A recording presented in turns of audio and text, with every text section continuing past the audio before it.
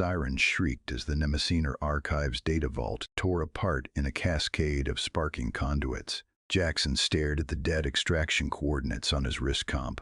A suicide mission was only a tragedy if the commander intended to bring them home. Jackson's thumb hovered over the detonator. 3 weeks ago, Corin's biggest concern had been a malfunctioning coffee recycler aboard the Obsidian Crown. Now, he watched his commander dismantle a galaxy. Solaria had ignored the Apex Syndicate's ultimatum for 72 hours. Corinne stood on the Dreadnought's bridge, watching Kalen Vance lean over the glowing holographic command globe. The map illuminated Vance's sharp features and harsh blue light, a tactical tool representing his absolute control over the impending slaughter. Vance's fingers danced across the projection, dragging digital fleet markers into a kill box. "The Syndicate demanded our compliance," Vance said, his voice carrying over the open system-wide comms. Curran saw the tendons in Vance's neck pull tight. "We gave them their extinction. It wasn't a boast. It was a promise." Under Vance's orders, the Obsidian Crown executed a preemptive strike that tore the approaching Syndicate fleet to burning scrap. Corinne tracked the telemetry on his console. 0 survivors. To defeat the monsters in the dark, they crowned a monster of their own. But Vance wasn't finished. Corinne watched him authorize the deployment of Jackson's suicide squad to the Nemesis Archive. "A necessary surgical cut," Vance called it. Then, without a flicker of hesitation, Vance bypassed the Vanguard's standard rules of engagement. He ordered a kinetic bombardment.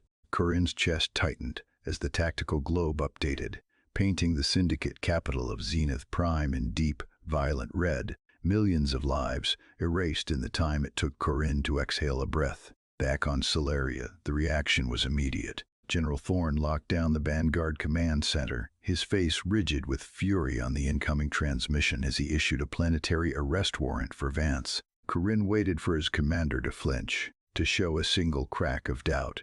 Instead, Vance manually adjusted the holographic globe, zooming in on Solaria itself.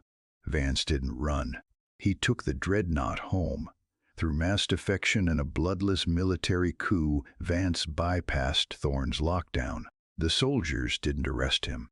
They saluted him. Corinne stood at Vance's shoulder as absolute command shifted into one man's hands, the holographic map now glowing with total dominion over their own world. Corinne stood on the main command floor of Sovereign Tower, the hum of the planetary defense grid vibrating through the soles of his boots. 6 months of iron rule had built this fortress. Then the primary screens flickered. An encrypted broadcast ripped through the internal channels, bypassing Vanguard filters. Alara Quinn had hijacked the decommissioned trade relays. The audio hit the command deck like a physical blow. Jackson's voice, raw and choked with ash. Corinne watched Vance's spine lock rigid. Alarms shrieked. Mutiny. Rebel fleets, spearheaded by Quinn, tore into Solaria's upper atmosphere. The planetary defense grid stuttered, then collapsed completely under a coordinated system hack. Corinne watched the tactical feeds. Vanguard warships were breaking formation. They were refusing to engage. "Fire on them," Vance ordered, his voice a flat, dead scrape. Corinne looked at the incoming telemetry, then at the tight cords of Vance's neck. Corinne stepped back from the weapons console. No. The heavy blast doors of the command floor buckled inward with a crack. Quinn breached the perimeter, her plasma rifle smoking and her chest plate scored with carbon burns. She leveled her weapon directly at Vance's head. Behind Quinn, the main monitors locked on to the recovered video feed from the Nemesis Archive. The same sparking conduits, the same dead extraction coordinates glowing on Jackson's wrist comp. Corinne watched Jackson's thumb slam down on the detonator. The screen blew out in a blinding white flash, vaporizing the squad in a second. The resulting static filled the command floor. Vance had intentionally severed the extraction to bury the evidence of his own massacres. Quinn kept her rifle steady, but she didn't pull the trigger. She didn't have to.